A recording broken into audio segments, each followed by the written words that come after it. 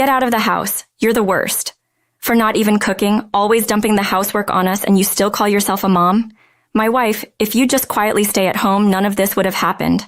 Why doesn't mom just go to a facility? You hardly earned anything from your job. Right. Living was such a nuisance. No way. Henry and Tom's words clearly told me I was no longer needed by them. This, despite everything I've done for the family, all the sacrifices I've made for them. And this is how my family betrays me? It's impossible to continue being a family with them because my heart is crumbling. Loudly, my heart wasn't strong enough to stay a family after all this. So I decided to let go of the family I cherished so much. My name is Mary Simpson, a 41-year-old working mother living with my husband and eldest son. I met Henry, my husband, through a university club. We fell in love, started dating, and as time passed, we realized we couldn't live without each other. And things moved quickly. We have a son, Tom, our eldest. He's a high school student working hard to get into a prestigious private university's medical school. Tom has always been kind, not ignoring those in trouble, wanting to save as many people as possible, saying since he was little, "I want to be a doctor." To support Tom and my dear husband Henry, I've been working harder than ever.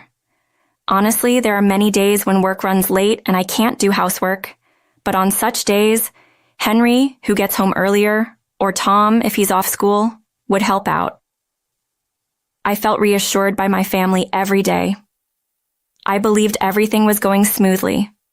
The day I realized something was wrong in our family was after a particularly long day at work. A junior at work made a big mistake, so it was a tough day. By the time I finished, it was already past 9 p.m., well beyond dinner time. Exhausted, I came home to find Henry and Tom seemingly in the living room. They usually spend time in their rooms after dinner, so I found it odd and said, "I'm home," as I opened the living room door. That's when Tom frowned and said, "Mom, isn't dinner ready yet? I'm hungry." I was surprised by Tom's words. I was already quite late.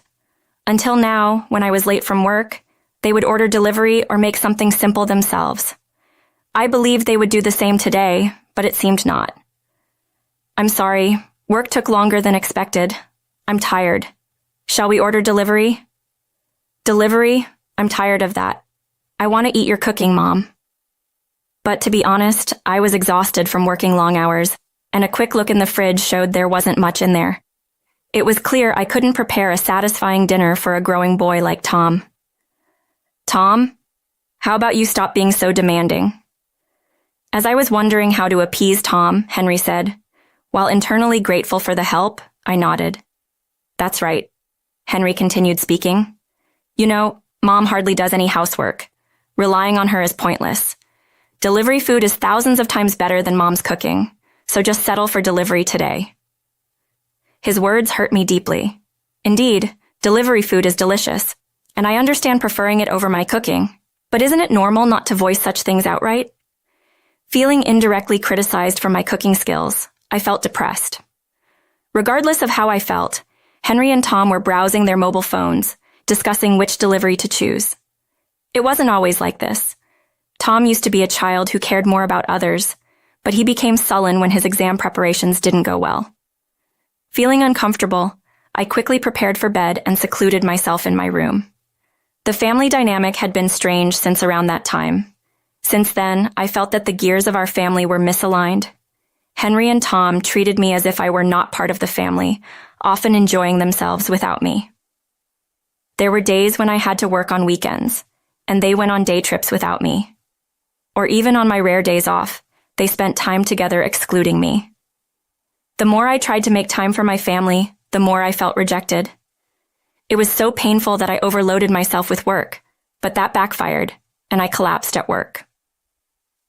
When I woke up, I was in a hospital room. Apparently, I had collapsed from malnutrition and overwork. Indeed, thinking back, I had felt dizzy. My boss had tried to call home, but it went to voicemail. Henry and Tom were off today. Thinking they must be out enjoying themselves, I felt an indescribable sadness. It's true what they say about feeling lonely when you're sick. Lying alone in the hospital room, just staring at the IV drip, was agonizing. If only they'd come, even if late. but no one came. Why?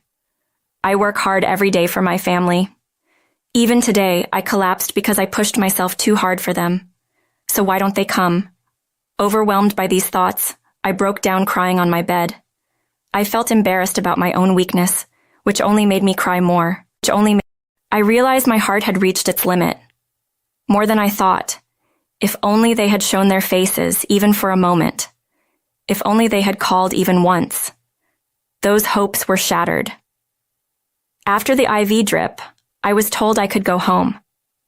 I hadn't seen either of them until I got back that day. I again returned home late. My boss said, "You can go home today." I hadn't worked, but the IV took longer than expected. Arriving home at 9 p.m. lately, I've been coming home around this time, so they probably didn't think anything of it, even if I looked unwell. I'm home. Entering the house, I opened the living room door where both of them were waiting. Just like today, I wondered if they were going to demand dinner again. As I worried, Tom spoke. "Mom, you hardly work, so why are you always so late? Are you cheating or something?" His words caught me off guard. Indeed, I was at the hospital today, but usually, I'm just working. It was outrageous to be suspected of cheating. "That's not it. I've been held up at work, that's all." I hurriedly explained, but Tom looked at me skeptically as if he doubted me, making me feel uncomfortable. Why should I be suspected of such things? I'm just trying hard for my family. Frustrated by Tom's unreasonable attitude, Henry finally spoke up. "Enough! The worst person who doesn't even cook, just get out. Always pushing housework on us. Are you even a mom? My wife, if you had just stayed quietly at home, none of this would have happened." I couldn't say anything in response to Henry's words. When we got married, Henry wanted me to quit my job and stay at home, but I wanted to support our home, so I continued working. Ever since then, Henry has never said such things, so I thought he didn't care. But now, he was saying this. Following Henry, Tom also began to criticize me. "Why don't you just go to a facility, Mom? You hardly earn anything from your job." "Right. Living with such a nuisance is impossible." "Impossible? That's not fair." I couldn't raise my head in response to their words, bowing down. Instead, when had they started thinking of me this way? A bad wife? A nuisance? I never intended to become this way. I was just trying to support my family. I felt like a thread holding me together had snapped. I couldn't work hard for my family anymore. That's what I was telling myself. "All right, I'll move to a facility then. I'm sorry for all the trouble I've caused. I'll leave this house, so don't worry." I couldn't put in any more effort, neither in work nor in living with these two as a family. That's what came out of my mouth. Driven by these thoughts, hearing that, both of them smiled. Satisfied. "That's better, Mom. You're getting old, right? You can't earn much anyway, so it's better to spend your time in a facility, like a slow life." Tom's words sounded like concern, but in reality, they were blaming me. A nuisance. Henry followed. "Basically, if you had settled down at home earlier, none of this would have happened. You collapsed, right? That's what happens when you keep pushing yourself in a job, barely doing anything at home, and now failing at work too." Henry also blamed me, but in different words. I couldn't bear their words anymore, as if they were attacking me. "Then I'll get ready to move. I'll take only the essentials today, but I'll have to come back for the rest later, so please forgive me." "Sure, just leave already."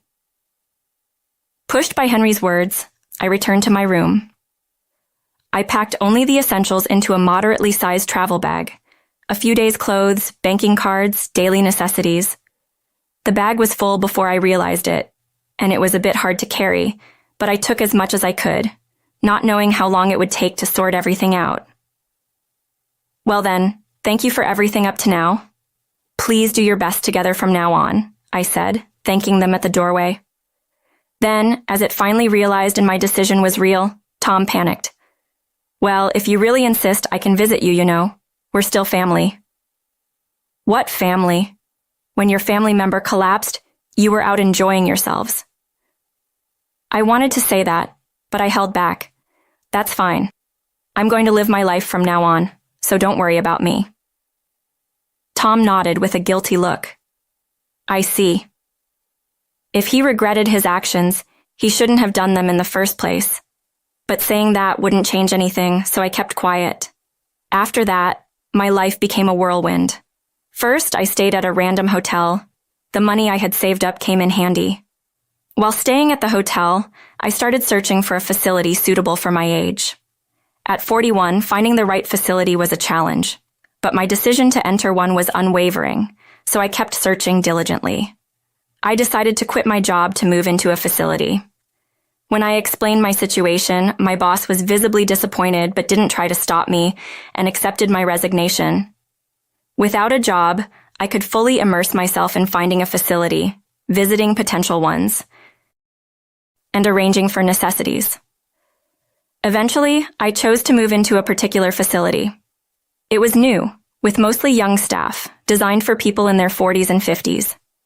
I didn't expect much service, but the support I received was so substantial that I immediately decided to move in.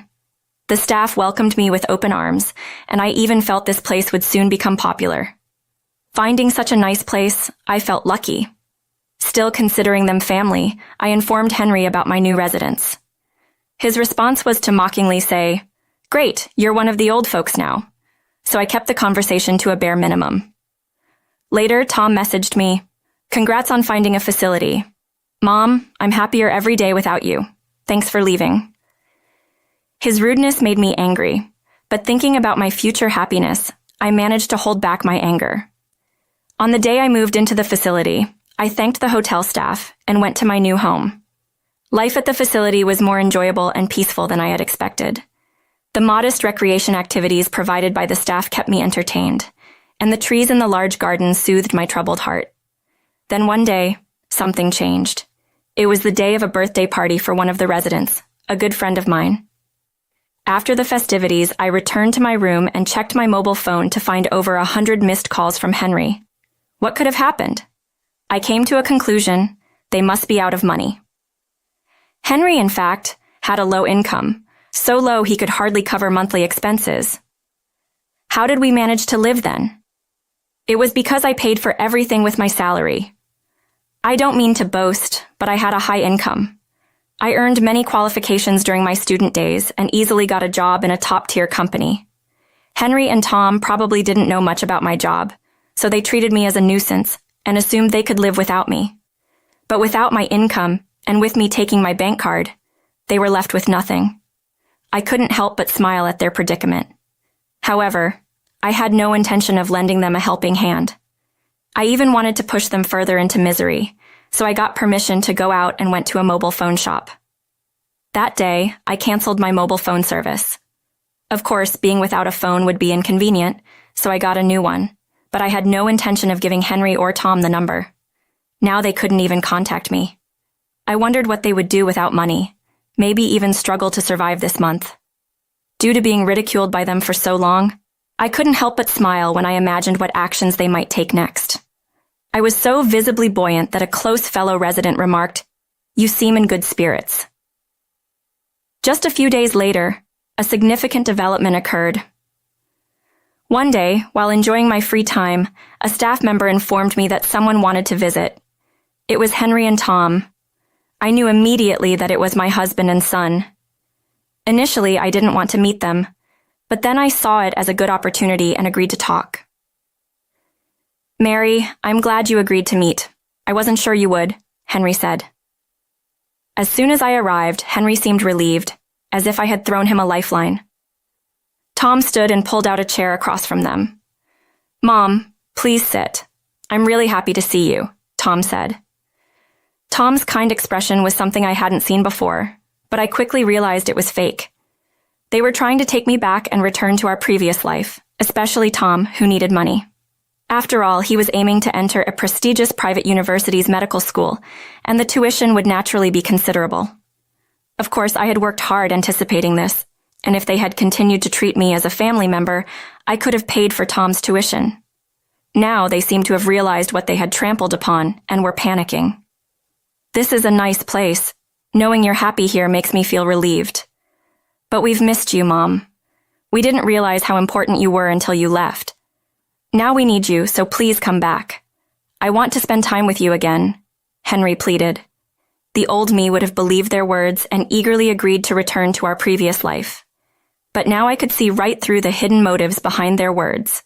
They just wanted to bring me back to make me work again, and to take control of the savings I had accumulated from my work. All of this was transparent to me. Stop joking. Why don't you just admit you want my money? Without it, you can't even sustain your lifestyle, right? And Tom's tuition is out of reach. Without me, you can't survive. Do you even know how much the mortgage on the house is? 1.8K. I paid that alone every month. I worked hard because you were important to me, and what happened? You drove me out, calling me a nuisance. Do you really think I'm naive enough to go back to being a family after all this? I told them clearly and decisively that continuing as a family was impossible. My rapid-fire words left Henry and Tom dumbfounded. That's understandable.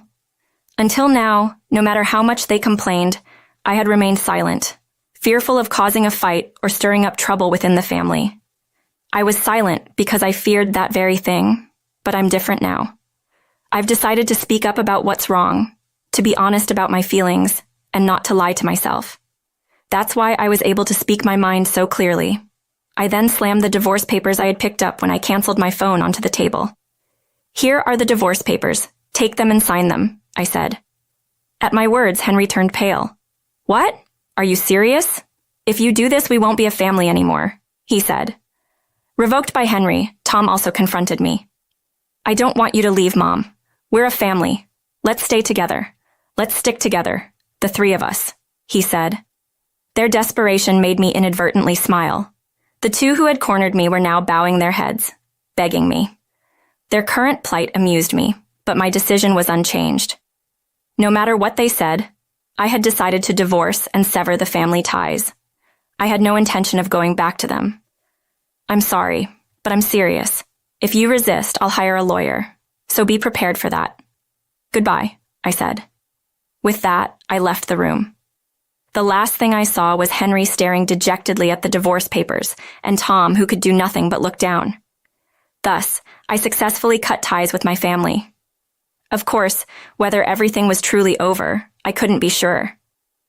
There might be resistance, but this was a turning point for me. For a long time, I had worked hard for my family to be recognized, to give my all. But today, I was left behind, so I decided to live for myself. They were no longer needed. As expected, Henry did not submit the divorce papers willingly. I sent them several times by mail, but none were submitted, likely thrown away. So I hired a lawyer and decided to go through a divorce trial. Henry's side also prepared a lawyer, but due to his low income, he couldn't afford a decent one and was completely outmatched by my lawyer. I also filed for compensation in the divorce trial. They begged, crying, "That's impossible." Indeed, upon investigation, it was clear they had no means to pay the compensation from the divorce trial, but I couldn't bring myself to forgive them and decided they should pay the amount, even if it meant taking on debt. As expected, Henry ended up borrowing money to pay the divorce compensation. Of course, their lives became difficult, and Tom had to give up his dream of attending the prestigious private medical school and started working after high school. They are now living a hellish life. Just hearing about their situation was satisfying for me. As for me, I'm leading a leisurely life at the facility. I haven't even shared this incident with my close fellow residents. It was too embarrassing to share such details openly. I probably won't meet the heartless Henry and Tom again. From now on, I'll live my life. No one can interfere with that. I'm sure there are many happy moments waiting for me in the future. Thinking about what lies ahead makes me incredibly excited about life and reaffirms that it's worth living.